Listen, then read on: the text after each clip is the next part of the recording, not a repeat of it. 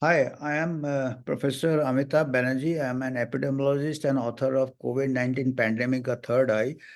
I had started this book reading session and ended it yesterday. Uh, However, I have I thought that there are many more of my columns in different media outlets, and this book contained only 24 columns. So I thought I would take this opportunity to continue the reading of the columns and put it as a playlist related to COVID-19 pandemic, a third eye.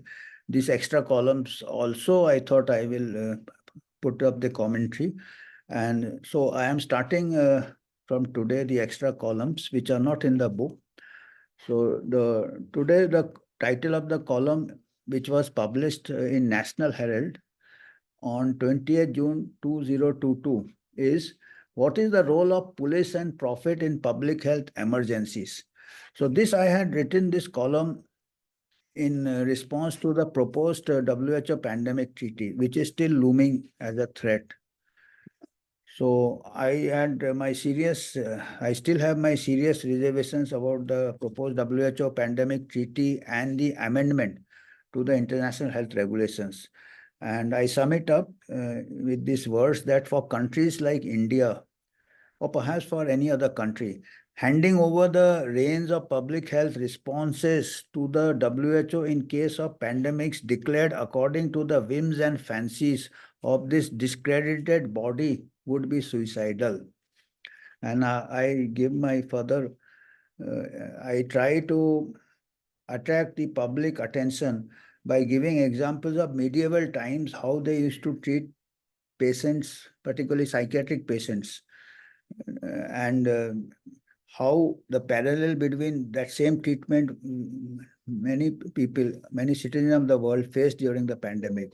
So I start my narration with this paragraph.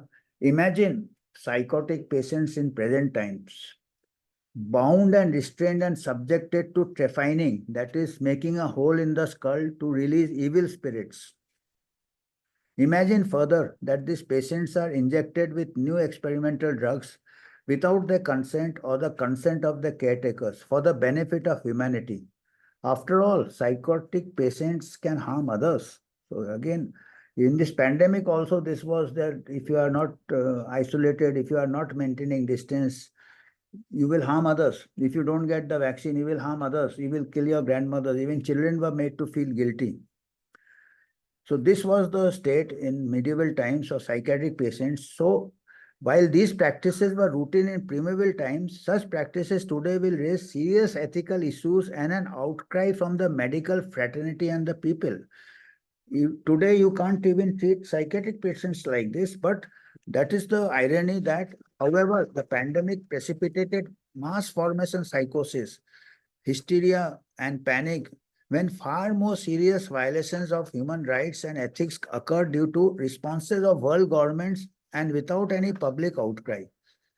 The COVID-19 pandemic, since its beginning, drove harsh public health policies which were not implemented even in primeval times for far more lethal diseases such as plague in a pre-antibiotic era or smallpox in a pre-immunization era. Fatalities from these causes exceeded 40% before the discovery of antibiotics and vaccines. Who would have imagined that for a disease like COVID-19, where the infection fatality rate are in the range of 0.1% to 0.3%, even 0.05% in our country, instead of 40% like plague or smallpox, draconian measures were implemented for COVID, which had very low mortality.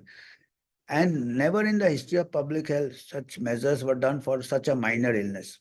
Livelihoods have been destroyed and far more lives endangered than those saved from the infection.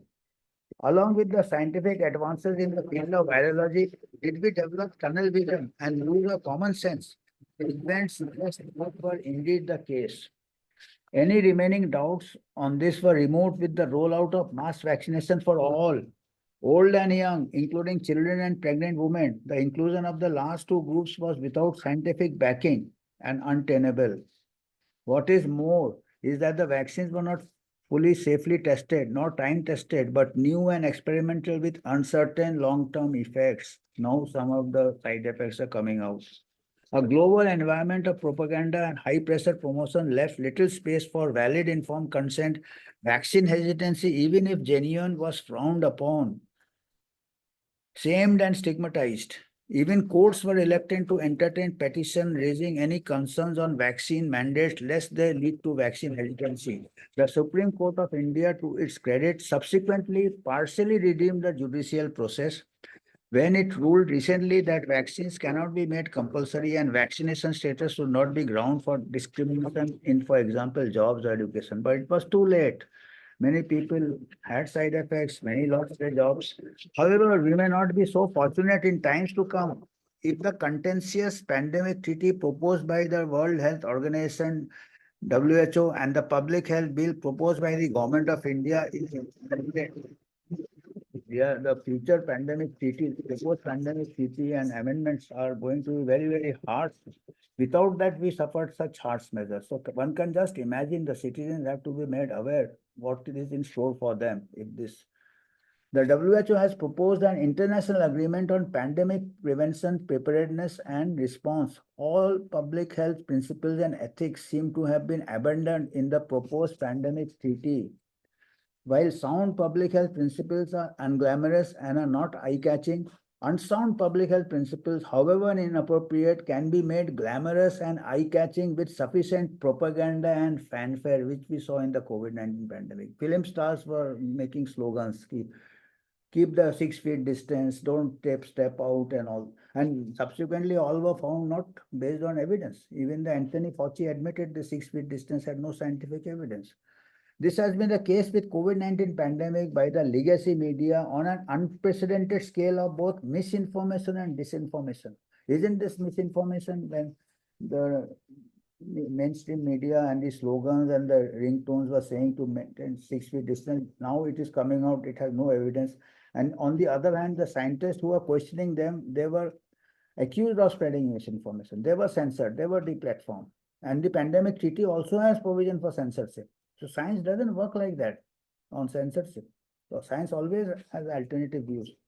Dr. David Bell, a former WHO scientist, has cautioned that the pandemic treaty can cause perpetual lockdowns and threaten the autonomy and sovereignty of nations who sign this treaty because it will in effect take away the ability of the people of that country to make their own decisions.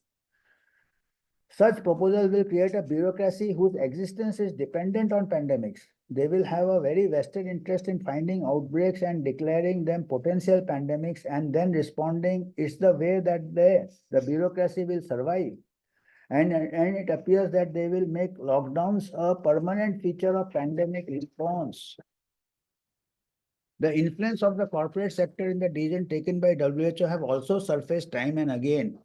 If you are trying to maximize returns to your shareholders and you are running a pharmaceutical company, then you do not concentrate on getting people physically well so that they can have natural resistance to disease. You concentrate on selling the product for the disease that they have. This is what Dr. Bell says.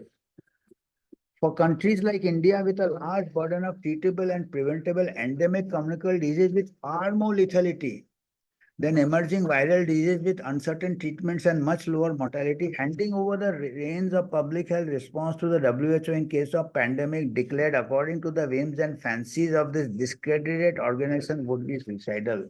We have seen recently also WHO declared the monkeypox as a public health emergency, and later it fizzled out. So it can be disastrous if the autonomy of people, the human rights are violated. While the proposed pandemic treaty of the WHO threatens to take away the autonomy of nations, the prospective Public Health Bill 2022, as advertised in the national media, which is expected to be tabled in the monsoon session of Parliament, raises serious concerns about violation of individual autonomy and human rights. Some states have already passed this bill, particularly Kerala. So some people are not aware. Even public health professionals are not aware what's happening. What is the treaty? What are the provisions? What are the repercussions, implications? Nobody seems to be aware. That is dangerous. Furthermore, unlike the Epidemic Act, this public health treaty is more draconian than the Epidemic Act of British times. Furthermore, unlike the Epidemic Act, this bill has no provision for compensation by the governments to individuals who may suffer injury or losses due to the loss of livelihood, etc. It is also ultra vires of the Constitution of India and draws parallels with the Nazi era, which led to the Nuremberg trials and subsequent treaty after World War II. After this violations of human rights during the Nazi regime, there were amendments, there were provisions for protection of human rights. And now again we have come full circle, this pandemic treaty and amendment to international health regulations threatens to take away individual rights on pretext of pandemic. Why we should have pandemic when the science was advanced so much? When it was not advanced, when there were real pandemics, we never had such draconian laws. Because those draconian laws, however serious the disease, those draconian laws and all, they harm more by taking away livelihoods. Most concerning is that the prospective bill may give powers to the police and the state, as it presently been witnessed in China. Fundamental rights of bodily autonomy and fundamental civil liberty will be threatened as mandatory medical procedures, forced entry into any house, private premises, forced isolation, quarantine, and other such tyrannical measures that have been included in the bill in case of any pandemic or there is a likelihood of any pandemic or public health emergency. It's not only pandemic, even if they think there's going to be a pandemic, they will declare emergency and anybody will enter your house, the police, the administration, the district authorities and isolate you, put you in hospital, and they will give you injectable drugs or any medications. And all this has been proposed in the larger interest of humanity. We saw how humanity was, larger interest was looked after during the pandemic. The people will be at the mercy of the police and the bureaucrats who will be immune to any penalty for any such arbitrary acts carried out in good faith. You cannot go to court against them, which you could go till now. And if the treaty comes, even that judiciary rights, you all will surrender. The provisions of this act shall have overriding effect over any provisions in any other law for the time being in force. The bill is aligned with the proposed pandemic treaty by WHO. This unholy alliance has the potential to assume absolute power, which corrupts absolutely. The governments in collusion with the WHO, all governments of the world, will have absolute control of the citizens. Let us hope neither see the light of day. I'm not very optimistic as on today that while this year, I think in June, the treaty was to be ratified by the member countries, but there was some objection by some countries, not on the major issues, mind you, not to the major issues of violation of human rights, but some other issues like sharing of patents and equitable distribution of resources, where the rich country thought they want to hold everything. So on those issues, there are some reservations. So for the time being, it has stalled, but how long it will be stalled is difficult to, if the citizens do not rise, it's very likely it will be passed by the majority of the countries, and we will be at the mercy of the WHO's whims and fancies whenever it declares a pandemic. And let us hope neither see this treaty doesn't see the light of day, and it is strenuously opposed with success. Up till now, there is lackluster pushback, failing which the largest democracy in the world will fail the people. What is the largest, most democracy of the world? As a measure of hope, one can take inspiration from the words of Justice Chandrachud of the Supreme Court. Now he is Chief Justice. So earlier he had given this quote: states can spread lies, but the citizens must remain vigilant and they have a duty to expose the lies. Unquote. So Chief Justice shows a good understanding, enlightenment that states can spread lies, but the citizens must remain vigilant and they have a duty to expose the lies. So I hope that most citizens try to find out, try to ask questions to the elected reps. Then there's another quote from Einstein who said, which gives us further inspiration.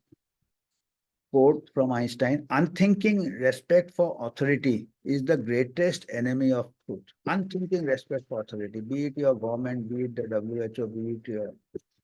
So this is my commentary on this column. I will be putting the link to this column in the... anyone who is interested can go through the column. So that's all for today. Thank you.